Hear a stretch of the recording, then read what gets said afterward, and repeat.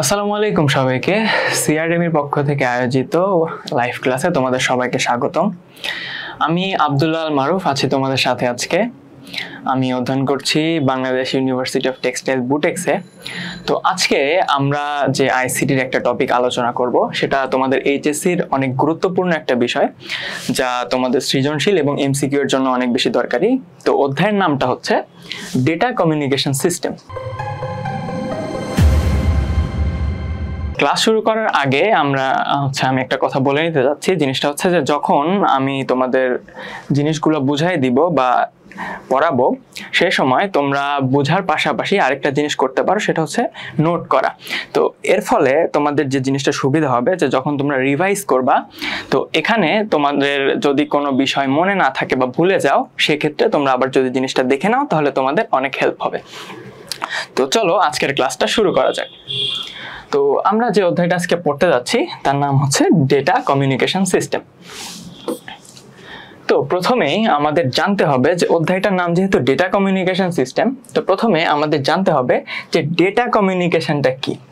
তো দেখা যাক যে দেখো যে কমিউনিকেশন শব্দটি কমিউনিকেয়ার শব্দ থেকে এসেছে, যার অর্থ হচ্ছে টু শেয়ার বা আদান প্রদান অর্থাৎ বিনিময় করা। অর্থাৎ নেটওয়ার্কের এক যন্ত্র থেকে অন্য যন্ত্রে নির্ভরযোগ্যভাবে ডেটা বা তথ্যের আদান প্রদানই হচ্ছে ডেটা কমিউনিকেশন। তো দেখো এখানে আমাদের একটা নেটওয়ার্ক দরকার, প্লাস কিছু যন্ত্র দরকার বা ডিভাইস দরকার। তো কিছু যন্ত্রের মাধ্যমে যখন আমরা একটা নেটওয়ার্কের ভিতরে ঢুকবো, তো এর ভিতরে যখন আমরা ডেটা বা তথ্যের আদান প্রদান করব, এই জিনিসটাকে বলা হচ্ছে ডেটা কমিউনিকেশন। তো ডেটা কমিউনিকেশনের উদাহরণ কি হইতে পারে? যেমন এখানে দেখো ডেটা কমিউনিকেশনের উদাহরণ হইতে পারে যে email, SMS, phone call, chatting ইত্যাদি। এগুলো হচ্ছে আমাদের ডেটা কমিউনিকেশনের উদাহরণ। তো ডিজিটাল ডিভাইসগুলোর মধ্যে ডেটা আদান প্রদানের জন্য সফটওয়্যারের প্রয়োজন হয়। আমরা দেখব যে আমরা যখন ডেটা কমিউনিকেশন জিনিসটাকে বুঝাই থাকি, তখন আমাদের ডিজিটাল কিছু ডিভাইসের প্রয়োজন হয়। তো এই ডিভাইসকে যদি আমরা চালাইতে চাই বা ডিভাইসগুলোকে অপারেট করতে চাই, তাহলে এখানে আমাদের কিছু সফটওয়্যারের প্রয়োজন হয়। তো এই সফটওয়্যারগুলোকে কমিউনিকেশন সফটওয়্যার বলা হয়। তো কমিউনিকেশন সফটওয়্যারগুলো কি কি? যেমন হচ্ছে হোয়াটসঅ্যাপ, ইমো, মেসেঞ্জার, এগুলো হচ্ছে কি আমার কমিউনিকেশন সফটওয়্যার। তো আমরা দেখো যে জানলাম যে ডেটা কমিউনিকেশন জিনিসটা কি। তো আমাদের অধ্যায়টার নাম আমরা দেখতেছি যে ডেটা কমিউনিকেশন সিস্টেম। তো ডেটা কমিউনিকেশন সম্বন্ধে আমরা জানছি, এখন জানবো যে সিস্টেম বিষয়টা দ্বারা আসলে কি বোঝায়। তো দেখো সিস্টেমের যদি আমি সংজ্ঞা দিতে চাই, তাহলে সেখানে আমরা দেখব যে কোনো নির্দিষ্ট কাজ সহজে এবং সঠিকভাবে সম্পাদনের জন্য সুসংবদ্ধ রীতিনীতিকে সিস্টেম বলে। তো ধরো আমি একটা কাজ করতেছি, এই কাজ যদি আমরা সহজে এবং সঠিকভাবে করতে চাই, তাহলে এর জন্য কিছু রীতিনীতি দরকার হবে অবশ্যই। তো এই জিনিসটাকে বলা হচ্ছে সিস্টেম। তো আমরা ডেটা কমিউনিকেশন সম্বন্ধে জানলাম, সিস্টেম সম্বন্ধে জানলাম। এবার আমরা দেখব যে আমাদের যে অধ্যায়টার নাম ডেটা কমিউনিকেশন সিস্টেম, এই জিনিসটা একত্রে কি বোঝায়।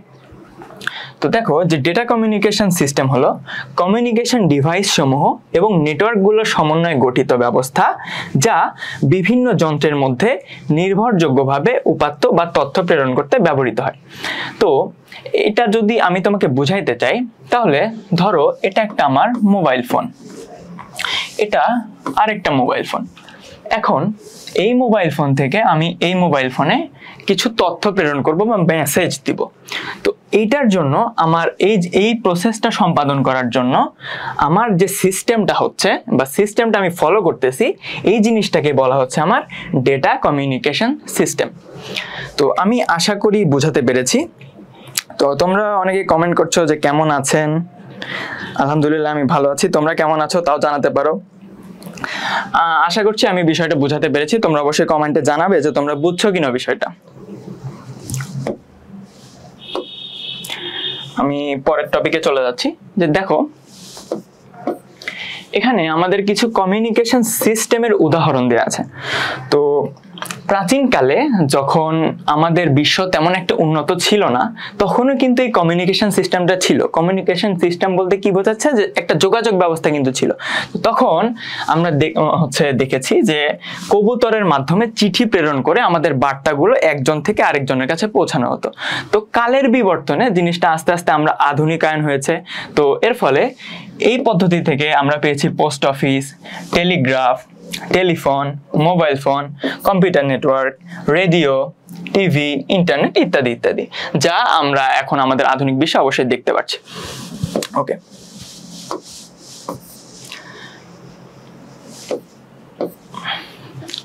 এরপর আসি যে ডেটা কমিউনিকেশন সিস্টেমের মৌলিক উপাদান সমূহ। তো দেখো যে আমরা জানলাম যে ডেটা কমিউনিকেশন সিস্টেম জিনিসটা কি। হ্যাঁ, তো ডেটা কমিউনিকেশন সিস্টেমটাকে যখন আমরা বিল্ড করব, তখন আমাদের কিছু মৌলিক উপাদান দরকার, মানে কিছু জিনিস দরকার যার মাধ্যমে আমরা এই ডেটা কমিউনিকেশন সিস্টেমটাকে বিল্ড করতে পারি। তো দেখো যে ডেটা কমিউনিকেশন সিস্টেমের 5টি মৌলিক অংশ বা উপাদান রয়েছে। তো এই প্রথম উপাদান নামটা, এক মিনিট, সরি, তো কি বলছিলাম আমরা, যে ডেটা কমিউনিকেশন সিস্টেমের 5টি মৌলিক উপাদান রয়েছে। তো প্রথম উপাদানটার নাম হচ্ছে উৎস বা সোর্স, উৎস বা সোর্স। দ্বিতীয় উপাদানের নাম হচ্ছে প্রেরক বা ট্রান্সমিটার, দ্বিতীয় উপাদানের নাম হচ্ছে প্রেরক বা ট্রান্সমিটার। তৃতীয় উপাদানটার নাম হচ্ছে মাধ্যম। কি? তৃতীয় উপাদানটার নাম হচ্ছে মাধ্যম। তারপরের উপাদান যেটা, সেটাকে নাম হচ্ছে প্রাপক বা রিসিভার। চতুর্থ উপাদানের নাম হচ্ছে প্রাপক বা রিসিভার। এরপর আমাদের পঞ্চম উপাদানের নাম হচ্ছে গন্তব্য বা ডেস্টিনেশন। তো আমি কি বললাম, যে আমরা যখন একটা ডেটা কমিউনিকেশন সিস্টেমটাকে বিল্ড করব, তো এই জিনিসটা তৈরি করার জন্য আমাদের 5টা মৌলিক উপাদান দরকার। এই 5টা উপাদান ছাড়া কখনো একটা ডেটা কমিউনিকেশন সিস্টেম গঠিত হবে না। তো দেখো যে প্রথম উপাদানটার নাম আমরা কি জানলাম, উৎস বা সোর্স। দ্বিতীয় উপাদান প্রেরক বা ট্রান্সমিটার। তৃতীয় হচ্ছে মাধ্যম বা মিডিয়াম। চতুর্থ প্রাপক বা রিসিভার। পঞ্চম হচ্ছে গন্তব্য। তো এখন আমরা এই জিনিসগুলো সম্বন্ধে বিস্তারিত জানবো, যে কোন মৌলিক উপাদান দ্বারা কি বোঝানো হয়ে থাকে আর কি। আচ্ছা, ডেটা কমিউনিকেশন সিস্টেমের মৌলিক উপাদান সমূহ আমি আবার একটু রিপিট করছি, যেহেতু আজানের কারণে তোমরা শুনতে পারো নাই। তো দেখো যে আমরা দেখছিলাম যে ডেটা কমিউনিকেশন সিস্টেম জিনিসটা কি। হ্যাঁ, তো এখন আমরা দেখতেছি যে ডেটা কমিউনিকেশন সিস্টেমের মৌলিক উপাদান সমূহ কি। মৌলিক উপাদান সমূহ বলতে বোঝাচ্ছে যে আমরা যে উপাদানগুলোকে নিয়ে একটা ডেটা কমিউনিকেশন সিস্টেম গঠন করব, মানে আমরা একটা ডেটা কমিউনিকেশন সিস্টেম তৈরি করতেছি। তো সেই ক্ষেত্রে আমাদের কি কি মৌলিক উপাদান দরকার, তো এরকম 5টা মৌলিক উপাদান আমাদের দরকার হয়। তো উপাদানগুলো কি?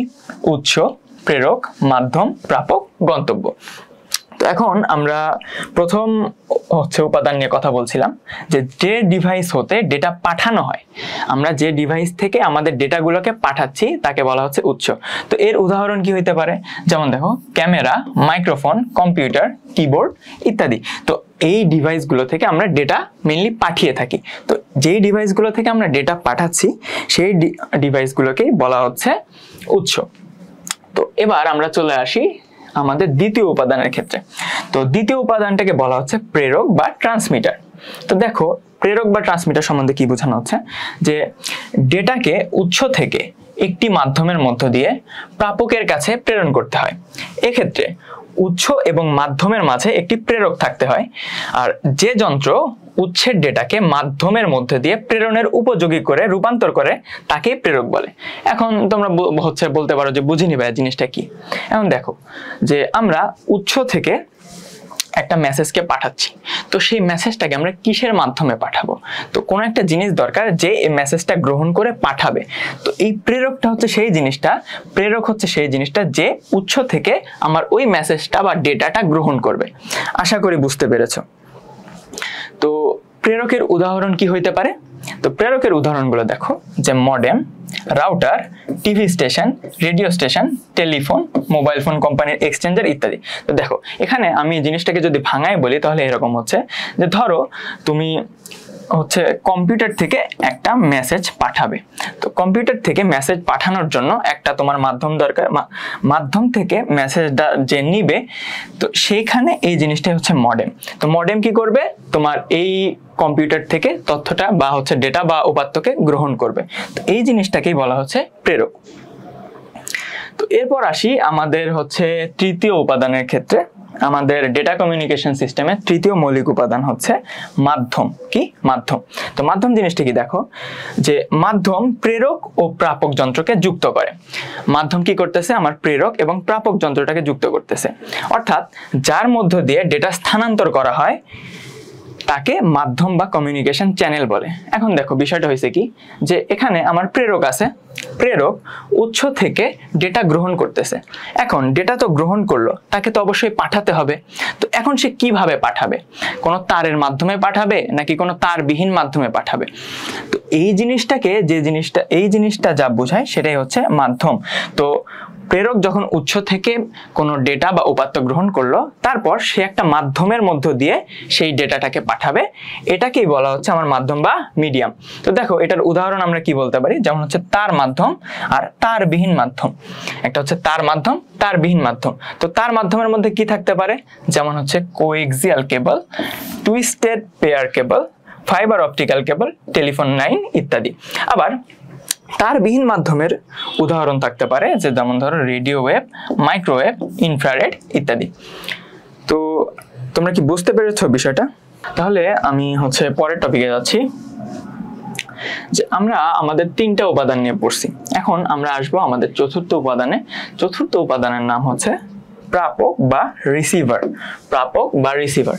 দেখো প্রথমে আমরা উৎস থেকে একটা মেসেজ প্রেরক গ্রহণ করছে, প্রেরক একটা মাধ্যমের মধ্য দিয়ে এখন সেই ডেটাটা পাঠাবে।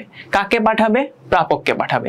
এই যে উৎস থেকে আমার প্রেরক একটা মেসেজ নিয়েছে, প্রেরক মেসেজ নেওয়ার পর একটা মাধ্যমের মধ্য দিয়ে যাকে পাঠাবে সে হচ্ছে আমার প্রাপক। তো প্রাপক সম্বন্ধে আমার কি বলা আছে দেখো, যে কমিউনিকেশন সিস্টেমে যার কাছে ডেটা পাঠানো হয় তাকে প্রাপক বলে। মানে প্রাপকটা কি হচ্ছে, যাকে ডেটাটা পাঠানো হয়েছে ওই ডেটাটা সে গ্রহণ করে। তো প্রাপকের কাজ হচ্ছে মাধ্যম থেকে ডেটা সিগন্যাল গ্রহণ করা এবং এই সিগন্যালকে গন্তব্য ডিভাইসের উপযোগী সিগন্যালে রূপান্তর করা। কি করবে সে? মাধ্যমের মধ্যে দিয়ে যে ডেটাটা আসবে সে ডেটাটাকে সে গ্রহণ করবে, গ্রহণ করে হচ্ছে যে গন্তব্যে আমার এই ডেটাটা যাবে তার জন্য বোধগম্য একটা ভাষায় রূপান্তর করে দেয়া। তো প্রাপক আর প্রেরক জিনিসটা কিন্তু অলমোস্ট সেম। তো প্রাপকের ক্ষেত্রে কি হচ্ছে, প্রেরকের ক্ষেত্রে কি হচ্ছে, যে সে আমার মেসেজটা গ্রহণ করে পাঠাচ্ছে, আর প্রাপক কি হচ্ছে, যে প্রাপক আমার মেসেজটা গ্রহণ করতেছে। তো এই গেল হচ্ছে প্রাপক। তো সবার লাস্ট উপাদান যেটা আছে সেটা হচ্ছে গন্তব্য। গন্তব্যকে ইংলিশে বলা হচ্ছে ডেস্টিনেশন। তো গন্তব্য জিনিসটা কি দেখো, আমার একটা উৎস ছিল যেখান থেকে আমি একটা মেসেজ প্রদান করছি, মেসেজ আমি সেন্ড করতেছি। তো সেখান থেকে উৎসের কাছ থেকে আমার প্রেরক কি করলো, একটা মেসেজ নিল, নেয়ার পর সে একটা মাধ্যমের মধ্যে দিয়ে প্রাপককে সেই মেসেজটা পৌঁছায় দিল। তো প্রাপক পর্যন্ত মেসেজ গেল। তো এখন মেসেজটা আমার গ্রহণ তো হইল, এখন সে পাঠাবে কাকে, বা এটার ফাইনাল গন্তব্যটা কি, বা ফাইনাল সে কাকে দিতে চাচ্ছে আমার মেসেজটা, সেই জিনিসটাই হচ্ছে আমার গন্তব্য বা ডেস্টিনেশন। মানে ফাইনালি আমার ডেটাটা বা উপাত্তটা যেখানে গিয়ে পৌঁছাবে সেই জিনিসটাকে আমার বলা হচ্ছে কি গন্তব্য। তো দেখো এখানে কি বলা হয়েছে, যে যার উদ্দেশ্যে বা যে যন্ত্রে ডেটা পাঠানো হয়, অর্থাৎ ট্রান্সমিশনের পর ডেটা সর্বশেষ যে যন্ত্রে পৌঁছে তাকে বলা হচ্ছে গন্তব্য। মানে ডেটা সর্বশেষ যে জায়গায় গিয়ে পৌঁছায় সে জায়গাটাকে আমরা বলতেছি গন্তব্য বা ডেস্টিনেশন। তো গন্তব্যের উদাহরণ কি কি হইতে পারে? Computer, server, telephone, mobile phone ইত্যাদি। আচ্ছা, তো আমরা হচ্ছে ডেটা কমিউনিকেশন সিস্টেমের 5টা মৌলিক বিষয় নিয়ে আলোচনা করেছি। তো এই 5টা মৌলিক বিষয় সম্বন্ধে তোমরা ক্লিয়ার কিনা একটু জানাও কমেন্টে। তো আশা করি যে তোমরা বুঝতে পেরেছো। তো আমরা চলে যাচ্ছি এখন আমাদের নেক্সট টপিকে। তো তোমরা অনেকেই বলছো যে থার্ড চ্যাপ্টারটা হইলে হেল্পফুল হতো। অবশ্যই আমরা যখন সেকেন্ড চ্যাপ্টারটা ক্লিয়ার করব এরপর আমরা থার্ড চ্যাপ্টারে অবশ্যই যাব। হ্যাঁ, তো দেখো আমরা এখন হচ্ছে আমাদের পরের টপিকে যাচ্ছি। আমাদের পরের টপিকটার নাম হচ্ছে ডেটা ট্রান্সমিশন স্পিড কি। তো আমরা এখন জানবো ডেটা ট্রান্সমিশন স্পিড নিয়ে। তো দেখো এখানে কি বলা আছে, যে প্রতি সেকেন্ডে এক কম্পিউটার থেকে অন্য কম্পিউটার বা এক ডিভাইস থেকে অন্য ডিভাইসে যে পরিমাণ ডেটা ট্রান্সফার হয় সেই রেটটাকে আমাদের ডেটা ট্রান্সমিশন স্পিড বলে। অর্থাৎ ডেটা ট্রান্সফারের হারকে ডেটা ট্রান্সমিশন স্পিড বলা হয়। তো ধরো যে এটা একটা কম্পিউটার, এটা আরেকটা কম্পিউটার। আমি কিছু ডেটাকে এই কম্পিউটার থেকে এই কম্পিউটারে পারাপার করব। তো এক্ষেত্রে যে স্পিডে আমার ডেটাটা পারাপার হবে এই রেটটাকে আমার মেইনলি বলা হচ্ছে data transmission speed. I hope আমি বোঝাতে পেরেছি। তো এরপরে যে টপিকটা আছে এটা হচ্ছে ব্যান্ডউইথ কি। তো ডেটা ট্রান্সমিশন স্পিড পড়েছি আমরা, এবার আমরা পড়বো হচ্ছে ব্যান্ডউইথ কি। তো দেখো যে ডেটা ট্রান্সমিশন স্পিডকে আবার ব্যান্ডউইথও বলা হয়, অর্থাৎ আমরা যে এই যে ডেটা ট্রান্সমিশন স্পিড পড়েছি এই জিনিসটাকেই ব্যান্ডউইথ বলা হয়। এই ব্যান্ডউইথ বা ডেটা ট্রান্সমিশন স্পিড সাধারণত বিট পার সেকেন্ড বা বিপিএস, এমবিপিএস বা মেগাবাইট পার সেকেন্ড, জিবিপিএস বা গিগাবাইট পার সেকেন্ড ইত্যাদি এককে পরিমাপ করা হয়। তো প্রত্যেকটা জিনিসের পরিমাপ করার জন্য কিছু একক দরকার। তো এক্ষেত্রে এই ব্যান্ডউইথ বা ডেটা ট্রান্সমিশন স্পিডকে কিসের সাহায্যে পরিমাপ করা হয়? বিট পার সেকেন্ড বা বিপিএস, মেগাবাইট পার সেকেন্ড বা এমবিপিএস, গিগাবাইট পার সেকেন্ড বা জিবিপিএস ইত্যাদির মাধ্যমে পরিমাপ করা হয়। বাইনারি ডিজিট 0 এবং 1 কে বলা হয় বিট। একে বি দ্বারা প্রকাশ করা হয়, যেটা আমরা সংখ্যা পদ্ধতি পড়ার সময় ডিটেইলে আলোচনা করব যে বাইনারি ডিজিটটা কি। তো এখানে হচ্ছে এখন এটা জেনে রাখো যে বাইনারি ডিজিট 0 এবং 1 কে বলা হয় বিট, একে বি দ্বারা প্রকাশ করা হয়। তো এখানে উদাহরণস্বরূপ আমরা বলতে পারি যে আমরা যদি বলি 58 কেবিপিএস, এই জিনিসটা দ্বারা আসলে কি বোঝায়? তো 58 কেবিপিএস বলতে বোঝায় যে প্রতি সেকেন্ডে 58 কিলোবিট ডাটা এক ডিভাইস থেকে অন্য ডিভাইসে স্থানান্তরিত হয়। আমি যদি বলি এই ডিভাইসের ডেটা ট্রান্সমিশন স্পিডটা হচ্ছে 58 কেবিপিএস, তাহলে এটা দ্বারা কি বোঝাবে? এটা দ্বারা বোঝাবে যে প্রতি সেকেন্ডে 58 কিলোবিট ডাটা এই কম্পিউটার থেকে এই কম্পিউটারে স্থানান্তরিত হচ্ছে। আশা করি আমি বোঝাতে পেরেছি। তো এরপর দেখো যে আমরা কিছু রূপান্তর দেখব যে 1 বাইট সমান আমরা কি জানি, 1 বাইট সমান 8 বিট, 1 বাইট সমান 8 বিট, 1 কিলোবাইট সমান 1024 বাইট, আবার 1 মেগাবাইট সমান 1024 কিলোবাইট, আবার 1 গিগাবাইট সমান 1024 মেগাবাইট, আবার 1 টেরাবাইট সমান 1024 গিগাবাইট। তো এই জিনিসটা আমরা অনেকেই হচ্ছে এর আগেও পড়েছি, জাস্ট একটা সফট রিমাইন্ডার বলতে পারো। আচ্ছা, যেটুকু পড়াইছি তা যদি বুঝতে পারো তাহলে অবশ্যই কমেন্ট করে জানাও।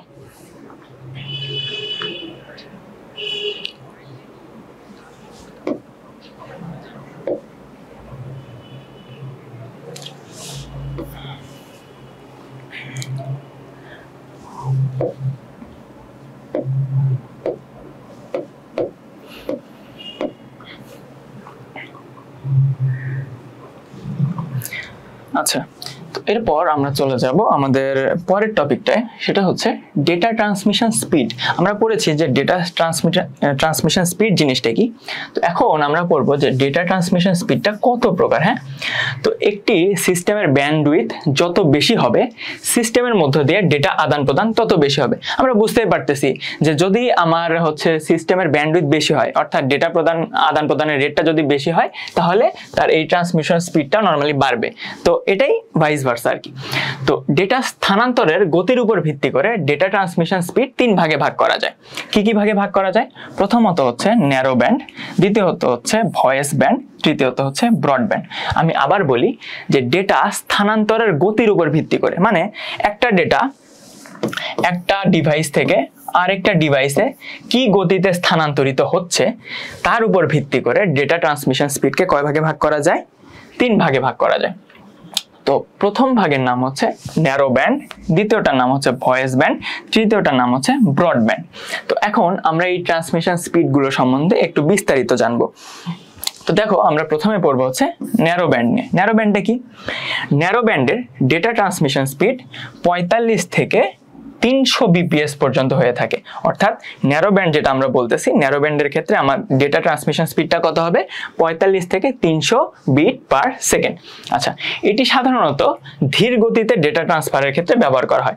যখন আমাদের ধরো এক ডিভাইস থেকে আরেক ডিভাইসে ডেটা ট্রান্সফার হচ্ছে, তো এখানে আমার বেশি স্পিডের দরকার নেই, আমার স্বল্প বা কম স্পিড হইলেই হচ্ছে, সেক্ষেত্রে আমরা ন্যারো ব্যান্ড ইউজ করতে পারি। তো এখানে উদাহরণ হিসেবে দেখো যে টেলিগ্রাফিতে ন্যারো ব্যান্ড ব্যবহার করা হয়। তো টেলিগ্রাফি একটা ডিভাইস, যে ডিভাইসের ক্ষেত্রে আমার এই ন্যারো ব্যান্ডের ডেটা ট্রান্সমিশন স্পিডটাকে ব্যবহার করা হয়। এরপর আমরা আসবো হচ্ছে ভয়েস ব্যান্ড। ভয়েস ব্যান্ডে কি? তো ভয়েস ব্যান্ডের ডেটা ট্রান্সমিশন স্পিড 1200 বিপিএস থেকে 9600 বিপিএস পর্যন্ত হয়ে থাকে। তো ভয়েস ব্যান্ডের ডেটা ট্রান্সমিশন স্পিড কত? 1200 থেকে 9600 বিপিএস, অর্থাৎ 1200 থেকে 9600 বিপিএস বা বিট পার সেকেন্ড। তো এই জিনিসগুলো যেমন দেখো 45 থেকে 300 বিপিএস, আবার এখানে 1200 থেকে 9600 বিপিএস, এই জিনিসগুলো আমাদের মনে রাখতে হবে এমসিকিউ এর জন্য, যেটা আমাদের এমসিকিউ হর হামেশা আসে। হ্যাঁ, তো ন্যারো ব্যান্ডের চেয়ে দ্রুত গতিতে ডেটা স্থানান্তর হয়ে থাকে এই ভয়েস ব্যান্ডের মাধ্যমে। আমাদের যদি স্পিডটা ন্যারো ব্যান্ডের চেয়ে বেশি দরকার হয়, সেক্ষেত্রে আমরা ভয়েস ব্যান্ড ইউজ করে থাকি। এটি সাধারণত টেলিফোনে বেশি ব্যবহৃত হয়। কোন ক্ষেত্রে আমরা হচ্ছে এই ভয়েস ব্যান্ডটা ব্যবহার করে থাকি? টেলিফোনে। এটা একটু নোট করে রাখবা যে কোন ক্ষেত্রে আমরা ভয়েস ব্যান্ডটা ব্যবহার করে থাকি? টেলিফোনের ক্ষেত্রে। এটা এমসিকিউ এর জন্য একটা গুরুত্বপূর্ণ টপিক। হ্যাঁ, তো তারপর এছাড়া কম্পিউটার থেকে প্রিন্টার বা কার্ড রিডারে ডেটা স্থানান্তরে এটি ব্যবহৃত হয়। তার মানে ভয়েস ব্যান্ডের ব্যবহার আমরা কোথায় কোথায় দেখতেছি? ভয়েস ব্যান্ডের ব্যবহারটা দেখতেছি কোথায়? একটা হচ্ছে টেলিফোনে, আরেকটা হচ্ছে কম্পিউটার থেকে প্রিন্টারে অথবা কার্ড রিডারে ডাটা স্থানান্তর করার ক্ষেত্রে। আমরা কম্পিউটার থেকে যখন প্রিন্টারে ডেটা পাঠাই বা কম্পিউটার থেকে কোনো কার্ড রিডারে ডেটা স্থানান্তর করতেছি, সেই ক্ষেত্রে আমরা এই ভয়েস ব্যান্ডটা ইউজ করে থাকি। আচ্ছা, এরপর আসতেছে আমাদের ব্রডব্যান্ড। ব্রডব্যান্ড জিনিসটা কি? ব্রডব্যান্ডের ডেটা ট্রান্সমিশন স্পিড কমপক্ষে 1 এমবিপিএস বা 1 মেগাবাইট পার সেকেন্ড হয়ে থাকে। তো দেখতেছি যে এই তিনটার মধ্যে কম্পারেটিভলি ব্রডব্যান্ডের স্পিডটা অনেক বেশি। তো সাইবার লাইন বা DSL, digital satellite link, radio link, microwave, satellite, fibre optic cable ইত্যাদিতে এই ব্রডব্যান্ডটা ব্যবহার করা হয়ে থাকে। তার মানে আমরা দেখতেছি যে আমাদের 3 রকমের ডেটা ট্রান্সমিশন স্পিড আছে। একটা হচ্ছে ন্যারো ব্যান্ড, একটা ভয়েস ব্যান্ড, একটা হচ্ছে ব্রডব্যান্ড। তো তুলনামূলকভাবে ন্যারো ব্যান্ডটা হচ্ছে সবচেয়ে ধীর গতির, তার চেয়ে একটু বেশি স্পিড কার ভয়েস ব্যান্ডের, সবচেয়ে বেশি স্পিড হচ্ছে ব্রডব্যান্ডের। আশা করি আমি বোঝাতে পেরেছি। তোমরা যদি না বুঝো এই বিষয়টা, তাহলে আমাকে কমেন্টে জানাতে পারো।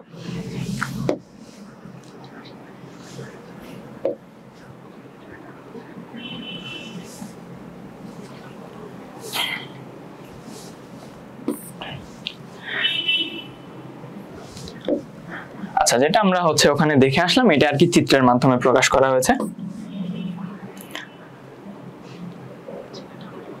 ওকে, তো এরপর যে টপিকটা শুরু করতে যাচ্ছি, এখানে অনেক বোঝার মতো বিষয় রয়েছে। এখন থেকে তোমরা একটু ভালোভাবে মনোযোগ দাও।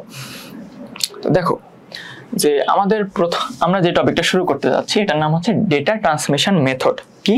Data transmission method. আচ্ছা, তো ডেটা ট্রান্সমিশন হওয়ার জন্য প্রেরক এবং প্রাপকের মাঝে একটি সুনির্দিষ্ট পদ্ধতি থাকতে হয়। হ্যাঁ, তো এই পদ্ধতিটাকেই বলা হচ্ছে আমাদের ডেটা ট্রান্সমিশন মেথড বা পদ্ধতি।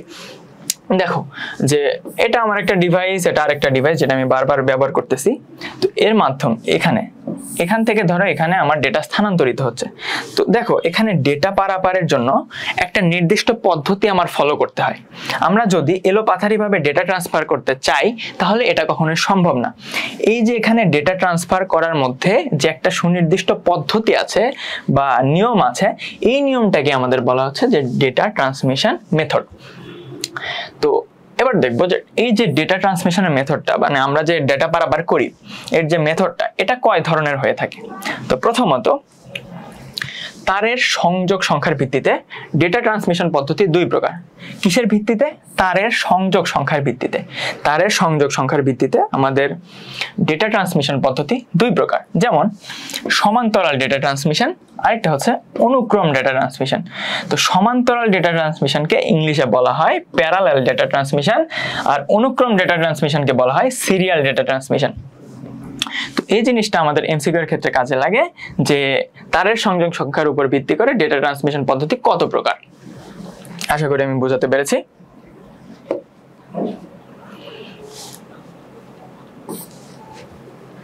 আচ্ছা, একজন কমেন্ট করেছে যে ভাইয়া এখানে কোনো ম্যাথ আছে কিনা। দেখো যে এই অধ্যায়টা নর্মালি থিওরি বেসড, যেটা তোমাদের সৃজনশীলের ক্ষেত্রে বেশি হেল্পফুল হবে।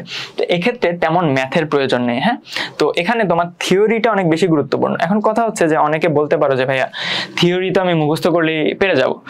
তো দেখো যে এখানে আমাদের যে টার্মগুলো উল্লেখ করা আছে সব সময় তুমি হয়তো বা মুখস্থ করতে পারবে না, আবার মুখস্থ করলেও মনে নাও থাকতে পারে। কিন্তু এই কঠিন টার্মগুলো যদি তুমি বুঝে বুঝে পড়ো তাহলে দেখবে যে তোমার মেমোরাইজ করার ক্ষেত্রে অনেক বেশি ইজি হচ্ছে, যার কারণে আজকে এই টপিকটা সিলেক্ট করা। এরপর আমরা আস্তে আস্তে সামনের দিকে অগ্রসর হব। তো দেখো এরপর আমরা দেখলাম যে ডেটা ট্রান্সমিশন মেথড আমার দুই প্রকার, একটা হচ্ছে সমান্তরাল, একটা হচ্ছে অনুক্রম। তো এখন আমরা জানবো যে সমান্তরাল ডেটা ট্রান্সমিশনটা কি বা প্যারালেল ডেটা ট্রান্সমিশনটা কি। তো দেখো আমরা এখন পড়বো হচ্ছে সমান্তরাল ডেটা ট্রান্সমিশন। তো সমান্তরাল ডেটা ট্রান্সমিশনের ক্ষেত্রে বলা হচ্ছে যে সমান্তরাল ডেটা ট্রান্সমিশনে একাধিক চ্যানেলের মাধ্যমে একই সাথে একাধিক ডেটা বিট প্রেরণ করা হয়। প্রতিটি চ্যানেল এক সময় একটি বিট বহন করে, অর্থাৎ প্রেরক ও প্রাপকের মাঝখানে সমান্তরালে ডেটা হচ্ছে স্থানান্তর করা হলে সমান্তরাল ডেটা ট্রান্সমিশন বলে। এখন কথা হচ্ছে ভাইয়া বুঝি না এই জিনিসটা কি। এখন দেখো আমি বুঝাই।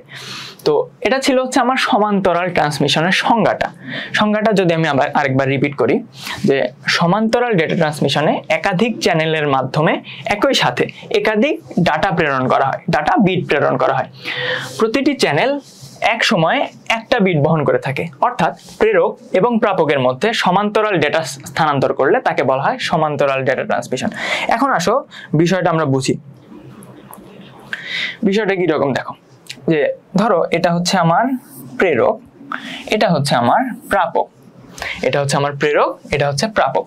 কি করবে সে এখন ডেটা ট্রান্সফার করে দিবে, প্রেরক প্রাপকের দিকে ডেটা ট্রান্সফার করবে। এখন কি হচ্ছে যে দেখো এটা প্রত্যেকটা আমার ডেটা 0 1 1 0 0 0 1 0, এই ডেটাগুলোকে আমি পাস করব সামনের দিকে। তো কি হচ্ছে যে এরা একই সাথে রিসিভারের দিকে এগিয়ে যাবে, এরা প্রত্যেকটা আলাদা আলাদা ভাবে একই সাথে রিসিভারের দিকে এগিয়ে যাবে। তো এই জিনিসটাই তোমার বলা হয়েছে যে একাধিক চ্যানেল লাগবে। এখানে চ্যানেল বলতে যে এই যে একাধিক তার দেখতেছো তোমরা, এই তারগুলোকে এখানে চ্যানেল বা মাধ্যম বলা হচ্ছে। তো এখানে কি হচ্ছে যে অনেকগুলা বিট থাকবে, এই যে 0 1 1 0 0 1 1 0, এগুলো হচ্ছে এক একটা বিট। তো এই বিটগুলো কি হবে একাধিক চ্যানেলের মাধ্যমে, প্রত্যেকটার জন্য একটা করে আলাদা তার থাকবে, এরা একই সাথে সমান্তরালে এই রিসিভারের দিকে এগিয়ে যাবে। তো এইভাবে যে আমার এই ডেটা ট্রান্সমিশনটা হয় এটাকে আমার বলা হচ্ছে সমান্তরাল ট্রান্সমিশন। জিনিসটা আমি আবার রিপিট করছি, যে দেখো আমাদের এখানে একটা প্রেরক আছে বা প্রেরক যন্ত্র আছে বা প্রেরক ডিভাইস আছে। তো কি করবে প্রেরক প্রাপকের দিকে কিছু ডেটা বা উপাত্ত পাঠাবে। তো এখানে ডেটা বিটগুলো কি এই যে 0 1 1 0 0 1 1 0, এগুলো হচ্ছে আমার ডেটা। এই ডেটাগুলোকে আমার পাঠাতে হবে কোথায় রিসিভারের দিকে। তো সে কি করবে এই সেন্ডারটা তখন কি করবে প্রত্যেকটা যে বিট আছে প্রত্যেকটা বিটের জন্য আলাদা আলাদা তার থাকবে বা চ্যানেল থাকবে বা মাধ্যম থাকবে, তার মাধ্যমে একই সাথে এই ডেটাগুলোকে রিসিভারের দিকে পাস করে দিবে। তো এই যে পদ্ধতিটা, এই পদ্ধতিটাকেই বলা হচ্ছে আমার সমান্তরাল ট্রান্সমিশন। আশা করি আমি বোঝাতে পেরেছি। তো দেখো সমান্তরাল ট্রান্সমিশন মেথডটা আমার কখন ব্যবহার করা হয়, যখন বিপুল পরিমাণে ডেটা প্রেরণ করার প্রয়োজন হয়। মানে একসাথে যখন আমার অনেক ডেটা দরকার, আমার একসাথে অনেক ডেটা পাস করতে হবে, সেই সময় আমি আমার সমান্তরাল ট্রান্সমিশনটা ব্যবহার করে থাকি। আবার সময় সংবেদনশীল ডেটা প্রেরণ করার ক্ষেত্রে, সময় সংবেদনশীল ডেটা প্রেরণ করার ক্ষেত্রে বলতে কি বোঝাচ্ছে, সময় সংবেদনশীল বলতে বোঝাচ্ছে যে যখন তোমার হাতে অনেক কম সময় আছে, সময়ের অনেক স্বল্পতা, তখন তুমি এই মাধ্যমে হচ্ছে ডেটা ট্রান্সমিট করতে পারো যাতে সময় তোমার কম লাগে। কারণ দেখো এখানে তোমার ডেটা একই সাথে স্থানান্তরিত হয়ে যায়, যার ফলে তোমার সময় বা টাইম অনেকটা সেভ হয়। এর কারণে সময় সংবেদনশীল ডাটা প্রেরণ করার ক্ষেত্রে আমরা সমান্তরাল ট্রান্সমিশন মেথড ব্যবহার করে থাকি এবং ডেটা দ্রুত প্রেরণ করার প্রয়োজন হয়। দেখতেছই যে এখানে আমাদের টাইম অনেকটাই সেভ হয়, যার ফলে আমরা দ্রুত ডেটাকে ট্রান্সমিট করতে পারতেছি। এজন্য এই ক্ষেত্রে আমাদের সমান্তরাল ট্রান্সমিশন মেথডটাকে ব্যবহার করা হচ্ছে। আশা করি আমি বোঝাতে পেরেছি। এরপর যাচ্ছি আমরা নেক্সট টপিকে। তো এই সমান্তরাল ডেটা ট্রান্সমিশনের যদি আমরা একটা উদাহরণ দেখতে চাই তাহলে দেখতে পারি যে ভিডিও স্ট্রিমিংয়ে ডেটা প্রেরণে সমান্তরাল ডেটা ট্রান্সমিশন ব্যবহার করা হয়। আমরা আমাদের যে হচ্ছে ধরো বিভিন্ন সময় বিভিন্ন ভিডিও স্ট্রিম করা হয়, এই যে আমি তোমাদের একটা লাইভ ক্লাস নিচ্ছি, এটাও কিন্তু এক ধরনের একটা ভিডিও স্ট্রিমিং। তো এই ভিডিও স্ট্রিমিংয়ে আমরা যেভাবে ডেটাগুলো তোমাদের কাছে পৌঁছায় দিচ্ছি, এই জিনিসটাকেও কিন্তু সমান্তরাল ডেটা ট্রান্সমিশন বলা হয়ে থাকে। তো এবার আমরা দেখব যে সমান্তরাল ডেটা ট্রান্সমিশনের সুবিধা কি। তো দেখো, এটি প্রোগ্রাম করা সহজ, ডেটা দ্রুত প্রেরণ করা যায়। আর অসুবিধাগুলো কি? এই পদ্ধতি ব্যয় সাপেক্ষ, অর্থাৎ এই সমান্তরাল ডেটা ট্রান্সমিশনের জন্য আমাদের ব্যয়টা বেশি হয়ে থাকে। আবার কারণ কি, যে n বিট ডেটা ট্রান্সমিশন করার জন্য nটি চ্যানেল প্রয়োজন। তো এই জিনিসটা বোঝানোর জন্য আমি আবার একটু ব্যাক করছি। দেখো, এখানে আমার 8টা বিট আছে। তো এই 8টা বিটকে আমার রিসিভারের দিকে প্রেরণ করতে হবে। তো এই 8টা বিট বা ডেটাকে যদি আমি পাস করতে চাই, তাহলে আমার 8টা কি চ্যানেল বা মাধ্যমের প্রয়োজন। এই জন্যই এখানে বলা হচ্ছে যে n বিট ডেটা ট্রান্সমিট করার জন্য nটি চ্যানেল প্রয়োজন, অর্থাৎ ওখানে 8টা বিট ডেটা ট্রান্সমিশন করার জন্য আমার 8টা চ্যানেল বা তারের প্রয়োজন। তো এই জন্য জিনিসটা অনেক কি ব্যয় সাপেক্ষ। ধরো আমি 100 বিট ডেটা ট্রান্সমিট করব, তার জন্য আমার কি দরকার হচ্ছে, আমার 100টা তারের প্রয়োজন হচ্ছে বা চ্যানেলের প্রয়োজন হচ্ছে। তো এই কারণে বলা হচ্ছে যে এই পদ্ধতি অনেক ব্যয় সাপেক্ষ। আচ্ছা, এরপর আমরা আসতেছি হচ্ছে, আচ্ছা একজন বলেছে যে ভাইয়া এটা বুঝি নাই। আচ্ছা ঠিক আছে, আমি জিনিসটা আবার রিপিট করছি। যে দেখো, যে এটার অসুবিধা কি, যে এই পদ্ধতিটা অনেক ব্যয় সাপেক্ষ। কেন ব্যয় সাপেক্ষ বলতেছি, যে ধরো যে এটা আমার একটা প্রাপক যন্ত্র, এটা হচ্ছে আমার একটা এটা প্রেরক যন্ত্র, এটা প্রাপক যন্ত্র। তো প্রেরক কি করবে, ডেটা সেন্ড করবে প্রাপকের দিকে, মানে ডেটা পাঠাবে প্রাপকের দিকে। তো ধরো এখানে আমার 8টা বিট আছে, 8টা বিটের ডেটা আছে। তো এই 8টা বিটকে যদি আমি রিসিভারের কাছে পাঠাতে চাই, তাহলে আমার 8টা আলাদা আলাদা তারের প্রয়োজন বা চ্যানেল বা মাধ্যমের প্রয়োজন। তো একটা চ্যানেল বা মাধ্যমের মাধ্যমে আমি এই জিনিসটাকে পাঠাতে পারবো না, আমার অনেকগুলো চ্যানেল দরকার।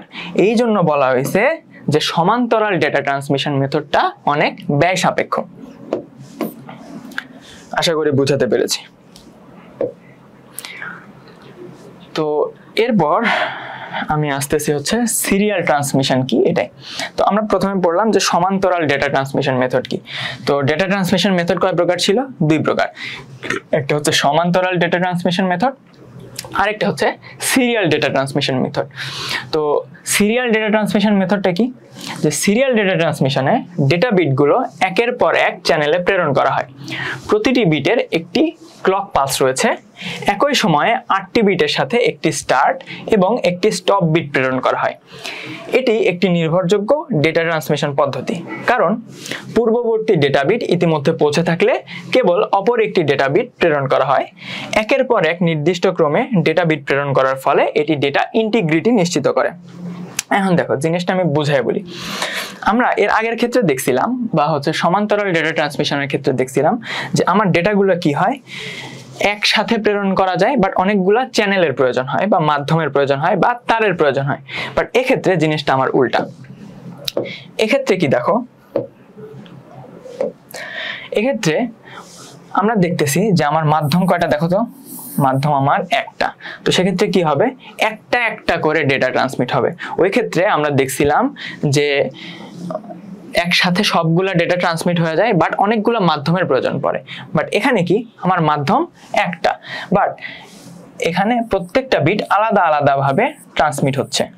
দেখো এখানে আমার বিটগুলো কি কি, 0 1 0 0 0 1 1 0। তো এখানে কি হবে, দেখো যেটা হচ্ছে আমার সেন্ডার বা প্রেরক, সে কি করবে, এই বিটগুলোকে একই সাথে পাঠাবে।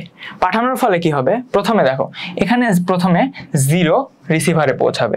যখন 0 আমার রিসিভারে পৌঁছাইছে, তারপর এই 1টা আমার রিসিভারে পৌঁছাবে।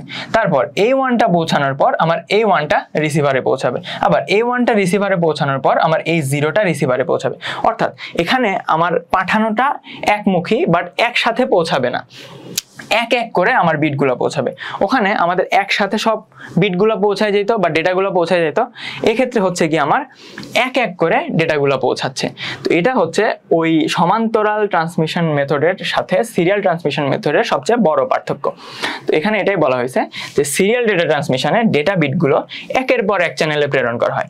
তো চ্যানেল এখানে আমার একটা মাধ্যমেই যাচ্ছে, বাট একের পর এক যাচ্ছে, মানে একটা ডেটা যাওয়ার পর আরেকটা ডেটা যাবে, আরেকটা ডেটা যাওয়ার পর আরেকটা ডেটা যাবে, এভাবে। তো দেখো এরপর বলা আছে যে প্রতি বিটের একটি ক্লক পালস রয়েছে, প্রতি বিটের একটি ক্লক পালস রয়েছে। এখন কথা হচ্ছে ক্লক পালস জিনিসটা কি? আমরা দেয়াল ঘড়ির ক্ষেত্রে দেখব যে ঘড়ি টিকটিক সাউন্ড করে, প্রতি সেকেন্ড পর পর টিকটিক সাউন্ড করে। তো এই ক্লক পালস জিনিসটাকে তুমি ঘড়ির সেই টিকটিক সাউন্ডের সাথে তুলনা করতে পারো। যেমন 1 সেকেন্ড গেলে ওই একটা টিক সাউন্ড হয়, এরকম ক্লক পালস বলতে বোঝাচ্ছে যে প্রত্যেকটা বিট যখন এখানে চলে যায়, একটা বিট সেন্ডার থেকে রিসিভারে গেছে, এই সময়টাকে বলা হচ্ছে এক একটা ক্লক পালস। আমি আশা করি বোঝাতে পেরেছি। এরপর বলা হয়েছে যে একই সময়ে 8টি বিটের সাথে একটি স্টার্ট এবং একটি স্টপ বিট প্রেরণ করা হয়। তো দেখো এখানে আমার 8টি বিট আছে, 8টি বিট আমার সেন্ডার থেকে রিসিভারে যাচ্ছে। তো যখন এটা হচ্ছে তখন কি করা হয়,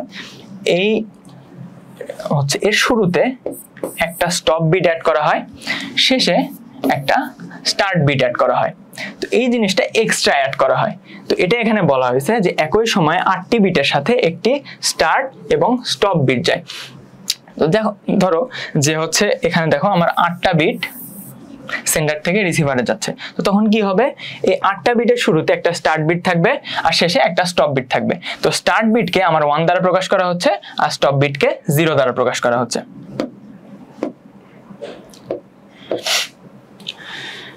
এটি একটি নির্ভরযোগ্য ডেটা ট্রান্সমিশন পদ্ধতি।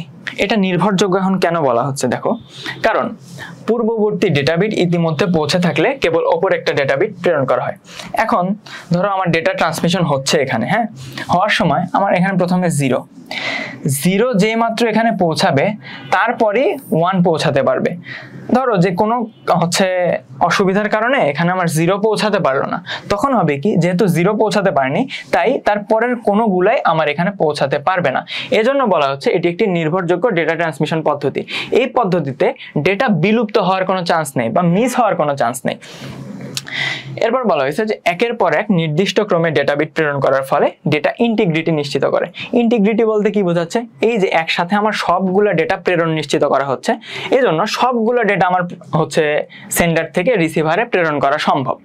এই জন্য বলা হচ্ছে এই যে এই ডেটা ইন্টিগ্রিটি নিশ্চিত করা সম্ভব হচ্ছে। আশা করি আমি বোঝাতে পেরেছি। এখন আমরা পরের টপিকে যাই। তোমরা কি বুঝতে পেরেছো যে বিষয়টা বুঝিয়েছি? একটু কাইন্ডলি কমেন্টে জানাবে।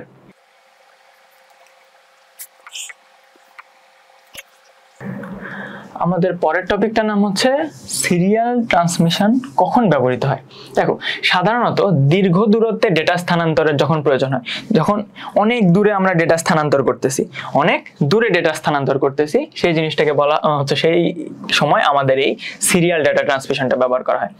আবার ডেটার পরিমাণ যখন তুলনামূলকভাবে কম, আমরা সমান্তরাল ডেটা ট্রান্সমিশনের ক্ষেত্রে দেখছিলাম যে যখন আমার অনেক বেশি ডেটা দরকার, মানে প্রেরণ করা দরকার, তখন আমার ওই সমান্তরাল ডেটা ট্রান্সমিশন ব্যবহার করা হয়। এখানে দেখতেছি যে ডেটার পরিমাণ যখন তুলনামূলকভাবে কম, যখন আমার কম পরিমাণ ডেটা প্রেরণ করতে হয়, সেই সময়টাই আমরা এই সিরিয়াল ট্রান্সমিশনটা ব্যবহার করে থাকি। আচ্ছা, উদাহরণস্বরূপ আমরা কি বলতে পারি, যেমন হচ্ছে মডেম, মাউস ইত্যাদি যন্ত্রে সিরিয়াল ডেটা ট্রান্সমিশন পদ্ধতিতে ডেটা আদান প্রদান হয়ে থাকে। তো এই যন্ত্রগুলোতে আমার এই সিরিয়াল ট্রান্সমিশন মেথডটা ব্যবহার হয়ে থাকে। এখন দেখবো যে এই সিরিয়াল ট্রান্সমিশনের সুবিধা কি। তো দেখো যে সিরিয়াল ট্রান্সমিশনের সুবিধা হচ্ছে এটার ব্যয় কম, কারণ দেখো এখানে একটা চ্যানেলের মাধ্যমে আমার ডেটা ট্রান্সমিট হচ্ছে, এখানে আমার বেশি তার বা বেশি মাধ্যমের প্রয়োজন হয় না, যার কারণে এই ক্ষেত্রে আমাদের ব্যয় অনেকটাই কম। দেখো এখানে বলা হয়েছে যে কারণ ডেটা চ্যানেলের জন্য একটি লাইন বা চ্যানেলের প্রয়োজন হয়। আর এটার অসুবিধা কি, এটা অনেক ধীর গতি সম্পন্ন। ধীর গতি সম্পন্ন কেন? কারণ দেখো এখানে একের পর এক ডেটা ট্রান্সমিশন হচ্ছে। সমান্তরাল ডেটা ট্রান্সমিশনের ক্ষেত্রে আমরা দেখছিলাম যে একসাথে সকল ডেটা ট্রান্সমিট হয়ে যায়, বাট এই ক্ষেত্রে আমরা দেখতে পাচ্ছি যে একসাথে কিন্তু সকল ডেটা ট্রান্সমিট হয় না। আগে প্রথমটা যায়, তারপর দ্বিতীয়টা যায়, তারপর তৃতীয়টা যায়, এইভাবে আমার ডেটা ট্রান্সমিশন হয়ে থাকে। আচ্ছা, আশা করি তোমরা বুঝতে পেরেছো। এরপরে দেখো যে সিরিয়াল ও প্যারালাল ট্রান্সমিশনের মধ্যে পার্থক্য কি। সিরিয়াল আর প্যারালাল ট্রান্সমিশনের মধ্যে পার্থক্য কি? তো সিরিয়াল ট্রান্সমিশন ডেটা প্রবাহিত হয় দুই দিকে। এক মিনিট, সরি। সিরিয়াল ট্রান্সমিশনের ক্ষেত্রে ডেটা প্রবাহিত হয় দুই দিকে, একবার সেন্ডার থেকে রিসিভার, রিসিভার থেকে সেন্ডার। এক বিটের পর অপর বিট চলে যায়। আমরা দেখেছি যে সিরিয়াল ট্রান্সমিশনের ক্ষেত্রে একটা বিট যায়, তারপর অপর বিট যায়, এভাবে যায়। আর প্যারালাল ট্রান্সমিশনের ক্ষেত্রে ডেটা প্রবাহিত হয় একাধিক দিকে, একসাথে 8টি বিট। যেমন ধরো যে 8টি বিট যদি তোমার সেন্ডার থেকে রিসিভারে প্রেরণ করা হয়, তাহলে একই সাথে 8টা চ্যানেলের মাধ্যমে 8টা দিকে এই প্যারালাল ট্রান্সমিশনটা সংগঠিত হয়। এরপর দেখবো যে সিরিয়াল ট্রান্সমিশনের ক্ষেত্রে আমার খরচ কম, যেটা আমরা আগেও পড়লাম। আর প্যারালাল ট্রান্সমিশনের ক্ষেত্রে খরচ বেশি। কারণ কি, যে প্যারালাল ট্রান্সমিশনের জন্য আমার 8টা মাধ্যমের দরকার বা অনেক মাধ্যমের দরকার, আর সিরিয়াল ট্রান্সমিশনের জন্য আমার একটা মাধ্যম হলেই হচ্ছে। আচ্ছা, এরপর দেখো যে প্রতিটি ক্লক পালসে একটি বিট ট্রান্সফার হয়, যেটা আমরা আগে বুঝাইলাম যে এই সিরিয়াল ট্রান্সমিশনের ক্ষেত্রে আগে যদি 1 থেকে 1 যাবে, তারপর যদি 0 থাকে তাহলে 0 যাবে, এভাবে একটা একটা করে বিট স্থানান্তরিত হবে। আর প্যারালাল ট্রান্সমিশনের ক্ষেত্রে হয় কি, প্রতি ক্লক পালসে 8টা করে বিট যায়। তো একসাথে 8টা করে বিট আমার এই প্যারালাল ট্রান্সমিশনের ক্ষেত্রে সেন্ডার থেকে রিসিভারের দিকে যাইতে পারবে। আচ্ছা, তো সিরিয়াল ট্রান্সমিশনের ক্ষেত্রে আমার ডেটা ট্রান্সমিশন স্পিডটা কম, কারণ যেহেতু একের পর এক আস্তে আস্তে যাচ্ছে, এই জন্য আমার ডেটা ট্রান্সমিশন স্পিডটা অনেক কম। আবার প্যারালাল ট্রান্সমিশনের ক্ষেত্রে কি হয়, ডেটা ট্রান্সমিশন স্পিডটা অনেক বেশি। কারণ কি, যে হচ্ছে অনেকগুলো মাধ্যমে আমি একসাথে ডেটা পাঠিয়ে দিচ্ছি, যার ফলে অনেক তাড়াতাড়ি আমার ডেটাগুলো পৌঁছায় যায় রিসিভারের দিকে। আচ্ছা, সিরিয়াল ট্রান্সমিশনের ক্ষেত্রে দীর্ঘ দূরত্বে যোগাযোগের জন্য ব্যবহৃত হয়, আর এটা কম দূরত্বে যোগাযোগের জন্য ব্যবহৃত হয়। তো সিরিয়াল ট্রান্সমিশনের একটা উদাহরণ কি হতে পারে, দেখো যে কম্পিউটার থেকে কম্পিউটার, মানে একটা কম্পিউটার থেকে আরেকটা কম্পিউটারে আমরা যখন ডেটা আদান প্রদান করতেছি, সেক্ষেত্রে আমরা সিরিয়াল ট্রান্সমিশনটা ব্যবহার করতে পারি। আবার কম্পিউটার থেকে যখন আমরা একটা প্রিন্টারের ডেটা আদান প্রদান করতেছি, সেই জিনিসের ক্ষেত্রে আমরা প্যারালাল ট্রান্সমিশনটাকে ব্যবহার করতে পারি। আচ্ছা, দেখো আমরা এবার দেখব যে সিরিয়াল ট্রান্সমিশনের কিছু প্রকারভেদ। আমরা দুই ধরনের ট্রান্সমিশন পড়েছি, ট্রান্সমিশন মেথড পড়েছি আর কি। একটা হচ্ছে সিরিয়াল ট্রান্সমিশন, একটা হচ্ছে প্যারালাল ট্রান্সমিশন। এবার আমরা দেখব যে সিরিয়াল ট্রান্সমিশন মেইনলি কত প্রকার। তো বিট সিঙ্ক্রোনাইজেশন ও সময় নিয়ন্ত্রণের উপর ভিত্তি করে সিরিয়াল ডেটা ট্রান্সমিশন মেথড 3 প্রকার। দেখো এখানে দুইটা বিষয় একটু ইম্পর্টেন্ট, একটা হচ্ছে বিট সিঙ্ক্রোনাইজেশন আর একটা হচ্ছে সময় নিয়ন্ত্রণ। এখন বলতে পারো যে বিট সিঙ্ক্রোনাইজেশন জিনিসটা কি। তো দেখো এখানে আমি এই জন্য উল্লেখ করেছি যে সিরিয়াল ডেটা ট্রান্সমিশন পদ্ধতিতে ডেটা ট্রান্সমিশনের সময় বিভিন্ন বিটের মধ্যে সমন্বয়ের জন্য ব্যবহৃত পদ্ধতিকে বিট সিঙ্ক্রোনাইজেশন বলে। তো দেখো আমি এখানে 8টা বিট লিখতেছি, 1 0 1 1 0 1 1 1। এখানে ধরো আমি 8টা বিট লিখছি। তো এই 8টা বিটের মধ্যে নিজেদের মধ্যে একটা সমন্বয়ের প্রয়োজন হয়। তো প্রত্যেকটা বিটের মধ্যে আলাদা আলাদাভাবে মিলানোর প্রয়োজন পড়ে বা সমন্বয়ের প্রয়োজন হয়। এই জিনিসটাকেই আমাদের বলা হচ্ছে বিট সিঙ্ক্রোনাইজেশন। কি বলা হচ্ছে? Beat synchronization. তো বিট সিঙ্ক্রোনাইজেশন এবং সময় নিয়ন্ত্রণের উপর ভিত্তি করে সিরিয়াল ডেটা ট্রান্সমিশন মেথড কয় প্রকার? 3 প্রকার। তো প্রথমটাকে আমাদের বলা হচ্ছে যে অ্যাসিঙ্ক্রোনাস ট্রান্সমিশন। কি বলা হচ্ছে? Asynchronous transmission. দ্বিতীয়টাকে বলা হচ্ছে সিঙ্ক্রোনাস ট্রান্সমিশন। তৃতীয়টাকে বলা হচ্ছে আইসোসিঙ্ক্রোনাস ট্রান্সমিশন। তো বিট সিঙ্ক্রোনাইজেশন এবং সময় নিয়ন্ত্রণের উপর ভিত্তি করে সিরিয়াল ডেটা ট্রান্সমিশন মেথড কয় প্রকার? 3 প্রকার। প্রথমটাকে বলা হচ্ছে অ্যাসিঙ্ক্রোনাস ট্রান্সমিশন, দ্বিতীয়টাকে বলা হচ্ছে সিঙ্ক্রোনাস ট্রান্সমিশন, তৃতীয়টাকে বলা হচ্ছে কি? Isochronous transmission. তো চলো আমরা এবার সামনের দিকে যাই। দেখো প্রথমে আমরা জানবো হচ্ছে অ্যাসিঙ্ক্রোনাস ট্রান্সমিশন জিনিসটা কি। তো প্রথমে আমরা পড়ে নেই যে এখানে কি লেখা আছে। দেখো যে অ্যাসিঙ্ক্রোনাস ট্রান্সমিশনে ডেটা প্রেরক হতে প্রাপকে অসম সময়ের ব্যবধানে ক্যারেক্টার বাই ক্যারেক্টার পাঠানো হয়। জিনিসটাকে পড়ে নিই, তারপর আমি এটা তোমাদেরকে ডিটেইলে বুঝাই দিব। কি হচ্ছে এখানে দেখো, যে অ্যাসিঙ্ক্রোনাস ট্রান্সমিশনে ডেটা প্রেরক থেকে প্রাপকে অসম সময়ের ব্যবধানে, অসম সময়ের ব্যবধান বলতে কি, যে সময়ের ব্যবধানটা অসমান, অসম সময়ের ব্যবধানে ক্যারেক্টার বাই ক্যারেক্টার পাঠানো হয়। যখনই ডেটা প্রচার করা হয় তখন এটি একেবারে পাঠানো হয়, সুতরাং ডেটা সংরক্ষণের জন্য প্রেরকের কোনো মেমোরির প্রয়োজন হয় না। তো এই ডেটাগুলোকে, মানে এই অ্যাসিঙ্ক্রোনাস ট্রান্সমিশন পদ্ধতিতে আমি যে ডেটাগুলো রিসিভারের দিকে পাঠাবো, সেক্ষেত্রে এই ডেটাগুলোকে সংরক্ষণ করার জন্য আমার কোনো আলাদা করে মেমোরির দরকার হবে না। সাধারণত ডেটা বাইটের সাথে একটি স্টার্ট বিট এবং একটি স্টপ বিট যুক্ত করা হয় এবং মোট 10টি ডেটা বিট প্রেরণ করা হয়। কখনো কখনো ত্রুটি পরীক্ষা করার জন্য স্টপ বিটের আগে একটি প্যারিটি বিট যুক্ত করা হয়। এই ধরনের ট্রান্সমিশনে প্রেরক যে কোনো সময় ডেটা প্রেরণ করতে পারে এবং প্রাপক তা গ্রহণ করতে পারে। প্রেরক এবং প্রাপককে সিঙ্ক্রোনাইজ করার জন্য এবং ডেটা সঠিকভাবে প্রাপক প্রান্তে পৌঁছেছে তা নিশ্চিত করার জন্য ডেটা বাইটগুলোর মধ্যে স্টপ বিট এবং স্টার্ট বিট ব্যবহার করা হয়। তো এখন দেখো জিনিসটা কি, এক্ষেত্রে আমার এটা একটা সেন্ডার বা প্রেরক, এটা হচ্ছে আমার একটা রিসিভার। তো এক্ষেত্রে আমি কিভাবে ডেটাটা পাঠাবো, দেখো এক্ষেত্রে আমার ডেটা যাবে ক্যারেক্টার ওয়াইজ। তো ক্যারেক্টার ওয়াইজ বলতে আমি কি বুঝি, এটা একটু বোঝাতে হবে। যে আমরা একটা জিনিস জানতাম যে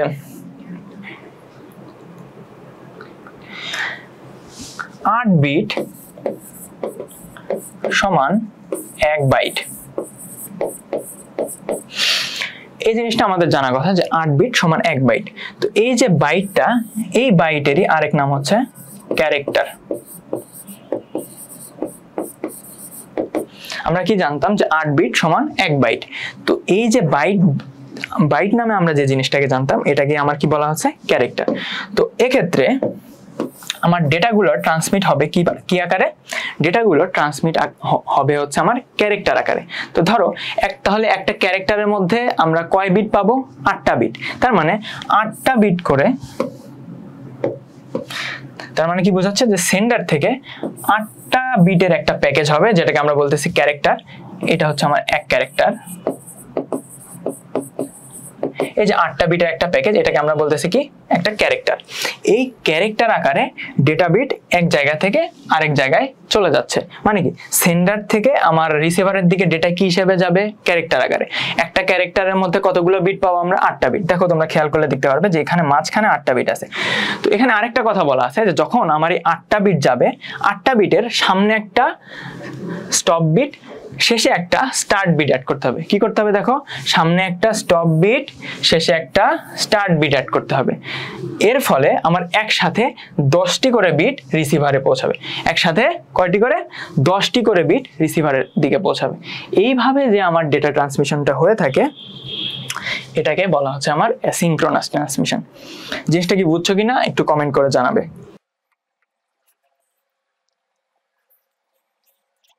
এরপর আমরা তাহলে সামনের দিকে যাচ্ছি। অ্যাসিঙ্ক্রোনাস ট্রান্সমিশন এখন সুবিধাগুলো আমরা দেখবো যে এই ট্রান্সমিশনের ক্ষেত্রে আমরা কি কি সুবিধা পেয়ে থাকি। দেখো যে কোনো সময় প্রেরক ডাটা পাঠাতে পারে এবং প্রাপকটা গ্রহণ করতে পারে। মানে এটার জন্য আমাদের সময়ের কোনো লিমিটেশন নাই, আমরা যখন খুশি এই ডাটাটা পাঠাতে পারবো এবং প্রাপক তা গ্রহণ করতে পারবে। প্রেরক স্টেশনে প্রাইমারি কোনো স্টোরেজের প্রয়োজন হয় না। মানে আমরা যে ডেটাগুলোকে প্রাপকের দিকে পাঠাচ্ছি, এটাকে স্টোর করার জন্য আলাদা কোনো মেমোরির দরকার নাই আমার। এরপর বলতেছে যে তুলনামূলকভাবে অ্যাসিঙ্ক্রোনাস ট্রান্সমিশনের খরচ কম। তো এক্ষেত্রে আমাদের খরচ অনেকটা কম হয়ে থাকে। এরপর বলা হচ্ছে যে কম ডেটা ট্রান্সমিশনের ক্ষেত্রে বেশি উপযোগী। তো আমরা যদি কম ডেটা ট্রান্সমিশন করতে চাই বা কম ডেটা এক ডিভাইস থেকে আরেক ডিভাইসে বা এক সেন্ডার থেকে আরেক রিসিভারে প্রেরণ করতে চাই, সেক্ষেত্রে আমরা অ্যাসিঙ্ক্রোনাস ট্রান্সমিশন ব্যবহার করে থাকি। আচ্ছা, তো এরপর দেখো অ্যাসিঙ্ক্রোনাস ট্রান্সমিশন অসুবিধা কি কি। দক্ষতা এবং গতি কম, মানে এই জিনিসটা অতটা দক্ষতাপূর্ণ না এবং এক্ষেত্রে এর স্পিডটা অনেক স্লো। এরপর বলা হচ্ছে যে যখন ডেটা চলাচল বন্ধ থাকে তখন মাধ্যমটি অব্যবহৃত অবস্থায় পড়ে থাকে। মানে যখন আমার ডেটা চলাচল হয় না তখন এই মাধ্যমটা কি থাকে, আনইউজড অবস্থায় পড়ে থাকে। আচ্ছা, এরপর যে জিনিসটা দেখবো যে আইসোসিঙ্ক্রোনাস যে ট্রান্সমিশনটা আমরা দেখতেছি, এই জিনিসটা ব্যবহার করা হয় কোথায়।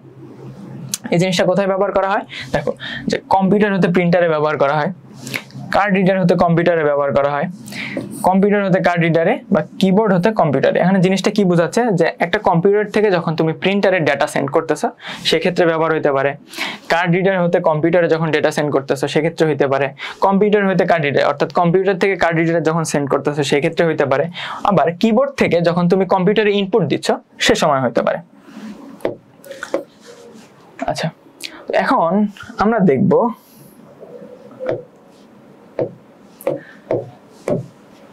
যে আইসোক্রোনাস ট্রান্সমিশনের দক্ষতাটা কি।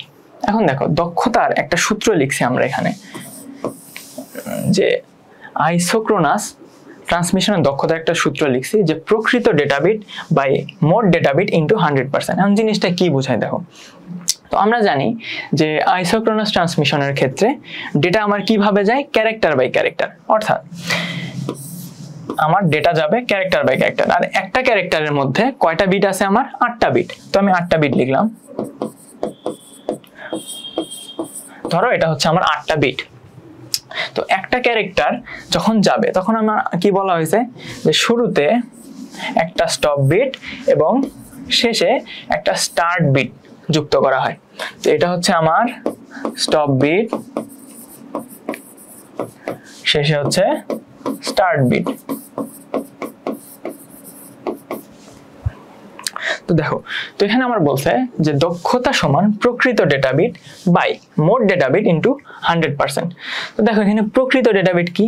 তো প্রকৃত ডেটা বিট হলো যে পরিমাণ ডাটা বিট প্রেরণ করা হবে। তো আমরা কি পরিমাণ ডেটা বিট প্রেরণ করতেছি? এখানে দেখো আমার ডেটা বিট প্রেরণ করার সংখ্যা কত? 8টা ডেটা আমরা প্রেরণ করতেছি। তো এখানে আমার প্রকৃত ডেটা বিটের সংখ্যা হচ্ছে 8। আর মোট ডেটা বিট কত?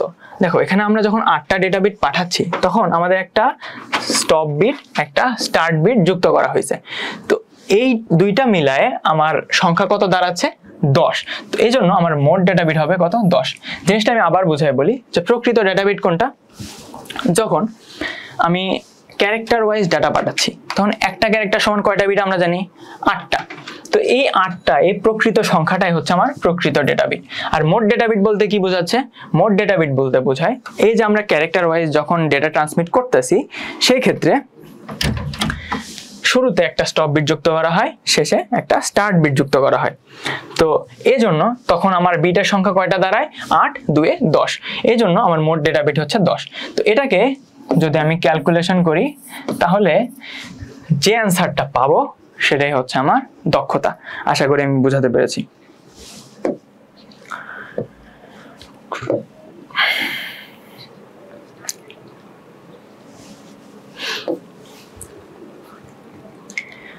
এবার আসি সিনক্রোনাস ডেটা ট্রান্সমিশনটা কি। তো দেখো সিনক্রোনাস ডেটা ট্রান্সমিশন, ডেটা প্রেরক হতে প্রাপকে সমান সময়ের ব্যবধানে ব্লক বাই ব্লক বা ফ্রেম আকারে পাঠানো হয়। আমি আগে জিনিসটা পড়ি তারপর তোমাদের বুঝাই দিচ্ছি। দেখো যে সিনক্রোনাস ট্রান্সমিশনে কি হয়, ডেটা প্রেরক হতে প্রাপকে সমান সময়ের ব্যবধানে ব্লক বাই ব্লক বা ফ্রেম আকারে পাঠানো হয়। তো প্রথমে প্রেরক স্টেশনে ডাটাগুলোকে প্রাথমিক একটা স্টোরেজে সংরক্ষণ করা হয়। তো এটা একটা গুরুত্বপূর্ণ বিষয়, যেখানে কি করা হয় যে আমি যে ডেটাগুলোকে পাঠাচ্ছি, এই যে সেন্টার থেকে রিসিভারের দিকে যে ডেটাগুলো পাঠাচ্ছি সেই ডেটাগুলোকে প্রাথমিক একটা স্টোরেজে সংরক্ষণ করে নেওয়া হয়। তারপর ডেটার ক্যারেক্টারগুলোকে ব্লক বা প্যাকেট আকারে ভাগ করে নিয়মিত বিরতিতে প্রতিবার একটি করে ব্লক বা প্যাকেট ট্রান্সমিট করা হয়। ব্লক ডেটার শুরুতে এবং শেষে যথাক্রমে হেডার এবং ট্রেইলার ইনফরমেশন থাকে। সাধারণত 80 থেকে 132টি ক্যারেক্টার নিয়ে একটি ব্লক তৈরি হয়, তবে ব্লকে ক্যারেক্টার 128, 256, 512, 1024 সংখ্যক হতে পারে। দুটি ব্লকের মাঝখানে সময় বিরতি সমান হয়ে থাকে।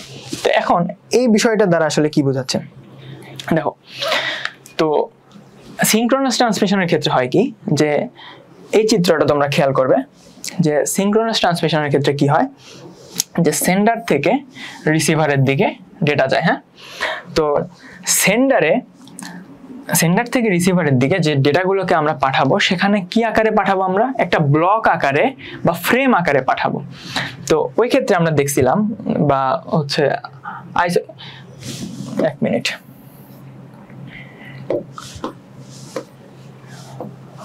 অ্যাসিনক্রোনাসের ক্ষেত্রে আমরা দেখছিলাম যে আমাদের কি আকারে ডেটাগুলো পাঠানো হচ্ছে, ক্যারেক্টার ওয়াইজ। এখন এই বিষয়টা লক্ষ্য করো, এটা একটা মেজর ডিফারেন্স। এখানে এই যে সিনক্রোনাসের ক্ষেত্রে আমরা কি আকারে ডেটাগুলো পাঠাচ্ছি, ব্লক বা ফ্রেম আকারে পাঠাচ্ছি। তো এই যে আমরা একটা ব্লকের মাঝখানে 80 থেকে 132টি ক্যারেক্টার থাকতে পারে, এটা ধরো একটা ব্লক, এই ব্লকগুলোকে আমরা সেন্ডার থেকে রিসিভারের দিকে পাঠাচ্ছি। ওখানে আমরা ক্যারেক্টার বাই ক্যারেক্টার পাঠাইছিলাম, এখানে আমরা কি পাঠাবো, ব্লক বাই ব্লক পাঠাবো। তো এই একটা ব্লকের মধ্যে আমার কতটা ক্যারেক্টার থাকতে পারে, 80 থেকে কমপক্ষে 80 থেকে 132টি ক্যারেক্টার থাকতে পারে। তো এভাবে আমরা ব্লক বাই ব্লক আকারে যে ডেটা ট্রান্সমিশন সিস্টেমটা গঠন করে থাকি সেটাকেই বলা হচ্ছে সিনক্রোনাস ট্রান্সমিশন। তো এক্ষেত্রে আরেকটা গুরুত্বপূর্ণ বিষয় হচ্ছে যে এই ডেটা ট্রান্সমিশনের শুরুতে 16টি হেডার বিট। এর শুরুতে কি হয়, ধরো এটা একটা ডেটা ট্রান্সমিশন সিস্টেম যেখানে এর শুরুতে 16টা হেডার বিট আর এর শেষে 16টা ট্রেইলার বিট যুক্ত করা হয়। ওই ক্ষেত্রে আমরা কি দেখছিলাম যে প্রথমে একটা স্টপ বিট, শেষে একটা স্টার্ট বিট। বাট এখানে আমরা কি দেখব, শুরুতে বা একটা ব্লকের শুরুতে 16টা হেডার বিট আর একটা ব্লকের শেষে 16টা ট্রেইলার বিট অ্যাড করা হয়। তো এখন দেখো যে সিনক্রোনাস ডেটা ট্রান্সমিশনের সুবিধাগুলো কি কি। তো সিনক্রোনাস ট্রান্সমিশনের দক্ষতা অ্যাসিনক্রোনাসের তুলনায় অনেক বেশি। সিনক্রোনাস ট্রান্সমিশনের দক্ষতা কি অ্যাসিনক্রোনাসের চেয়ে অনেকটাই বেশি, কারণ দেখো এখানে একসাথে ব্লক আকারে যেহেতু পাঠানো হচ্ছে, তার মানে কি একসাথে অনেকগুলো ক্যারেক্টার আমরা পাঠিয়ে দিতে পারতেছি। আর ওই ক্ষেত্রে আমরা কি দেখতাম, একটা একটা করে ক্যারেক্টার পাঠাইতাম, আর এক্ষেত্রে আমরা একটা ব্লক পাঠাচ্ছি, যার কারণে সিনক্রোনাস ট্রান্সমিশনের দক্ষতা অ্যাসিনক্রোনাসের চেয়ে অনেক বেশি। তৃতীয়ত বলা হচ্ছে যে ট্রান্সমিশন গতি অনেক বেশি। তৃতীয়ত বলা হচ্ছে যে প্রতি ক্যারেক্টারের শুরুতে স্টার্ট বিট এবং শেষে স্টপ বিটের প্রয়োজন হয় না, যেটা আমরা এখানে দেখতেছি যে এখানে আমাদের হেডার এবং ট্রেলার বিট থাকে, এখানে কোনো স্টার্ট আর স্টপ বিটের প্রয়োজন হয় না। আচ্ছা, আরেকটা কি দেখতেছি যে অধিক ডেটা স্থানান্তর করার ক্ষেত্রে এই পদ্ধতি উপযুক্ত। এটা তোমাদের এর মধ্যে বোঝা যাওয়া উচিত যে ওখানে আমরা কি দেখতাম, ক্যারেক্টার বাই ক্যারেক্টার আমরা ডেটাকে স্থানান্তর করতেছি, বাট এখানে আমরা কি দেখতেছি যে অনেক বড় একটা করে ব্লক আকারে আমরা ডেটা দিচ্ছি, যার কারণে অনেক বেশি ডাটা আমরা সেন্ডার থেকে রিসিভারের দিকে পার করতে পারি। তো এই জন্য এখানে অধিক ডেটা স্থানান্তর করার ক্ষেত্রে এই পদ্ধতিটা উপযুক্ত। আশা করি আমি বোঝাতে পেরেছি। কেউ যদি না বোঝে এই বিষয়টা তাহলে আমাকে অবশ্যই কমেন্টে জানাবে।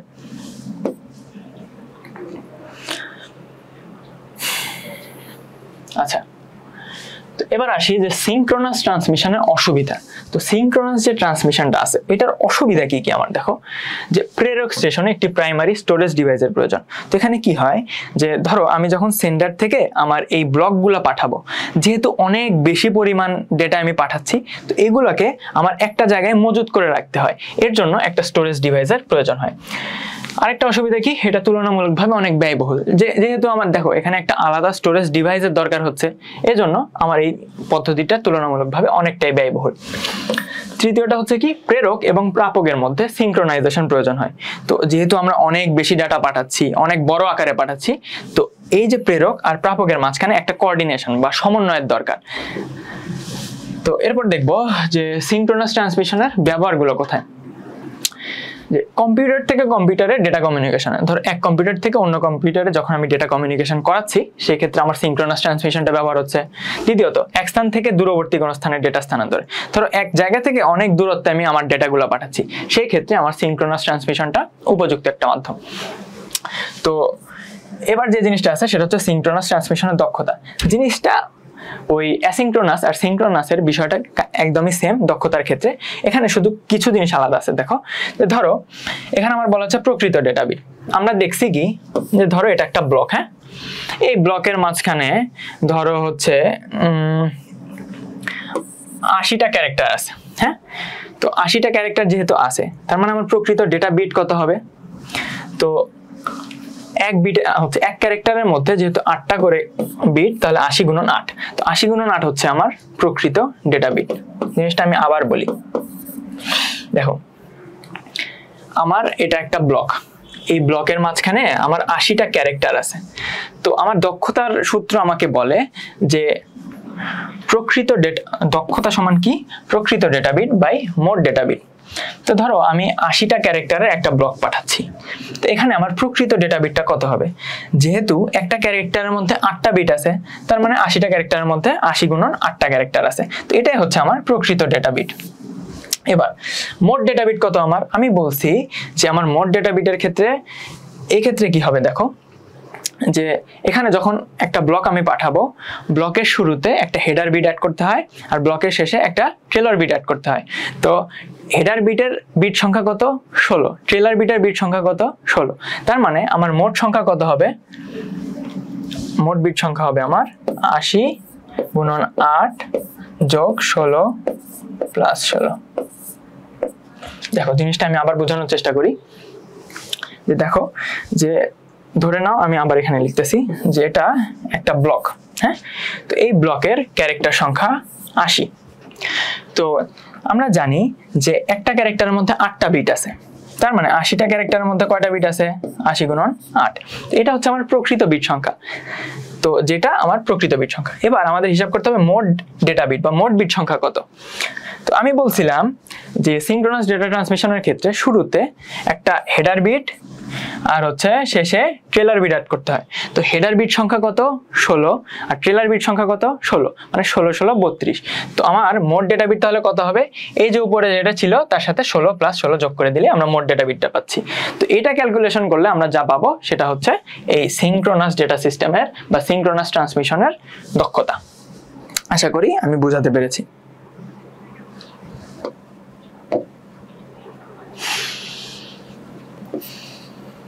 এবার আমাদের ডেটা ট্রান্সমিশন মেথডের যে লাস্টের টপিকটা সেটা হইতেছে যে আইসোক্রোনাস ট্রান্সমিশনটা কি। দেখো এটি অ্যাসিনক্রোনাস আর সিনক্রোনাস ডেটা ট্রান্সমিশনের সমন্বিত রূপ। মানে আমরা প্রথমে পড়েছি অ্যাসিনক্রোনাস ডেটা ট্রান্সমিশন মেথড, পরে পড়েছি কি সিনক্রোনাস। তো এই দুটাকে যদি মিলিত করি তাহলে আমরা যে জিনিসটা পাবো সেটাই হচ্ছে কি আইসোক্রোনাস। তো এই পদ্ধতিতে প্রেরক হতে প্রাপকে অ্যাসিনক্রোনাস পদ্ধতির স্টার্ট এবং স্টপ বিটের মাঝে ব্লক আকারে ডেটা স্থানান্তরিত হয়। তো এক্ষেত্রে কি দেখব, যে এক্ষেত্রে আমার একটা ব্লক যখন যাবে, এক্ষেত্রে আমি একটা কথা বলে রাখি, এক্ষেত্রে আমার ডেটা ট্রান্সমিট হবে কিভাবে? ব্লক আকারে হবে। বাট ওই সিনক্রোনাসের ক্ষেত্রে আমরা দেখছিলাম যে প্রথমে একটা হেডার বিট থাকে, শেষে ট্রেলার বিট থাকে। বাট এখানে কি হবে? এখানে শুরুতে থাকবে একটা স্টার্ট বিট, শেষে থাকবে একটা স্টপ বিট, যেটা অ্যাসিনক্রোনাসের মতো। এজন্যই বলা হচ্ছে এটা অ্যাসিনক্রোনাস আর সিনক্রোনাসের একটা মিলিত রূপ। তো কিভাবে যাবে? ধরো এটা সেন্ডার, এটা হচ্ছে আমার রিসিভার, এটা হচ্ছে সেন্ডার থেকে যাবে একটা ব্লক আকারে যাচ্ছে। ধরো শুরুতে একটা কি হবে? স্টার্ট বিট, শেষে কি হবে? স্টপ বিট, আর এটা হচ্ছে আমার ব্লক। এভাবে ব্লক বাই ব্লক আমার ডেটা ট্রান্সমিট হবে। আশা করি বোঝাতে পেরেছি। এরপর বলা হয়েছে দেখো যে তবে দুইটি ব্লকের সময়ের পার্থক্য 0 একক রাখার চেষ্টা করা হয়। ধরো এইভাবে দুইটা ব্লক যাইতেছে, এটা একটা ব্লক, এটা একটা ব্লক। তো এই দুইটা ব্লকের মাঝখানে সময়ের ব্যবধান 0-এর কাছাকাছি থাকবে, এটা এখানে বলা হয়েছে। যেহেতু পুরোটা সিনক্রোনাস নয়, তাই স্টোরেজ ডিভাইসে ডেটা সংরক্ষণ না করে যখন প্রয়োজন ডেটা ট্রান্সমিট করা যায়। আমরা এখানে কি দেখতেছি?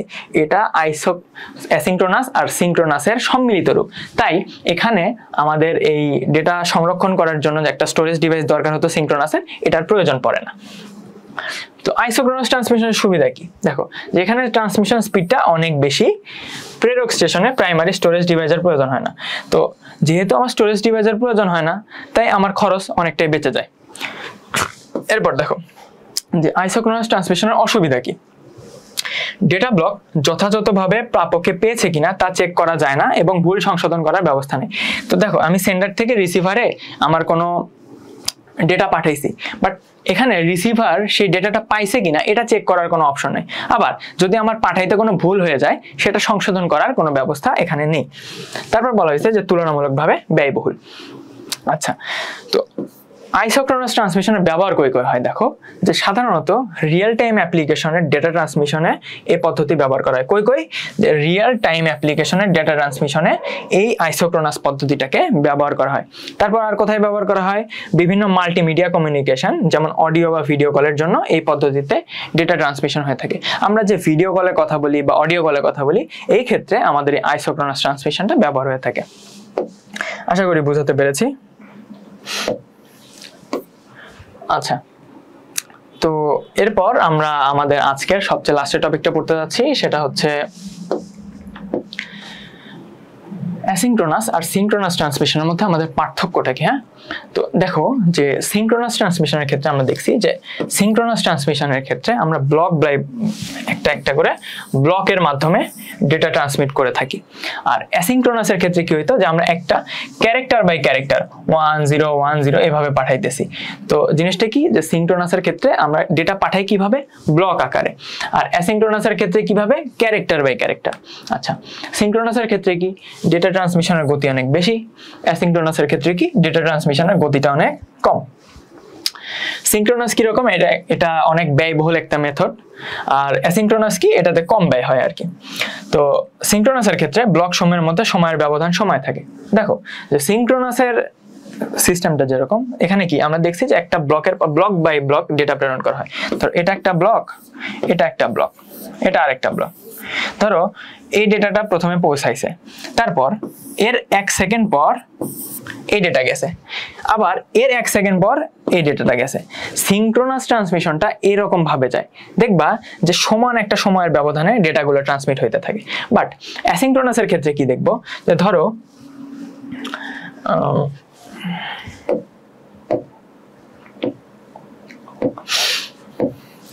এটা একটা ক্যারেক্টার, এটা আরেকটা ক্যারেক্টার, এটা আরেকটা ক্যারেক্টার।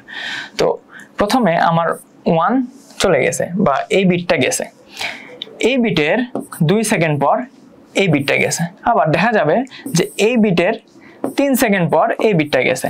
তো দেখতে পারতেছো যে এখানে সময়ের ব্যবধানটা সমান না। এজন্যই বলা হয়েছে যে সিনক্রোনাস ট্রান্সমিশনের ক্ষেত্রে ব্লক সময়ের মধ্যে সময়ের ব্যবধান সমান থাকে, আর অ্যাসিনক্রোনাসের ক্ষেত্রে ক্যারেক্টার সময়ের মধ্যে সময়ের ব্যবধান অসমান থাকে। আবার সিনক্রোনাস ট্রান্সমিশনের ক্ষেত্রে একটা স্টোরেজ ডিভাইসের প্রয়োজন হয়। মানে কি, যেহেতু এখানে আমরা ব্লক বাই ব্লক আকারে ডেটা ট্রান্সমিট করতেছি, এজন্য আমার অনেক বিশাল পরিমাণ ডাটা এখানে পাঠাতে হয়। এর জন্য আমার এই ডাটাগুলোকে স্টোরেজ করার জন্য বা স্টোর করার জন্য একটা স্টোরেজ ডিভাইসের প্রয়োজন হয়। বাট অ্যাসিনক্রোনাসের ক্ষেত্রে যেহেতু আমরা ক্যারেক্টার বাই ক্যারেক্টার পাঠাচ্ছি, তো এক্ষেত্রে আমার এই স্টোরেজ ডিভাইসের কোনো প্রয়োজন হয় না। আচ্ছা, তো এখানে উদাহরণ কি হতে পারে সিনক্রোনাসের? Chat room, telephonic conversation, video conferencing ইত্যাদি। সরি, এই ক্ষেত্রে হচ্ছে আমার এই সিনক্রোনাস ট্রান্সমিশনটা ব্যবহার হয়ে থাকে। আর অ্যাসিনক্রোনাসের ক্ষেত্রে কি হয়? ইমেল, ফোরাম, লেটার ইত্যাদি ক্ষেত্রে এই অ্যাসিনক্রোনাস ট্রান্সমিশন সিস্টেমটা ব্যবহার হয়ে থাকে। তো আশা করি আমি বোঝাতে পেরেছি। তো আজকে আমাদের এই টপিক এই পর্যন্তই থাকবে। আশা করি আমরা পরের ক্লাসে আমাদের সামনের যে টপিকগুলো আছে এগুলো আলোচনা করতে পারবো। ততক্ষণ তোমরা ভালো থাকো, সুস্থ থাকো। আর আজকে যে টপিকগুলো ক্লিয়ার করা হয়েছে এগুলো তোমরা রিভাইজ দিবে আশা করছি, আর আশা করছি তোমরা এই বিষয়গুলোর নোট নিয়ে নিয়েছো। তো পরের ক্লাসে দেখা হবে। ধন্যবাদ সবাইকে।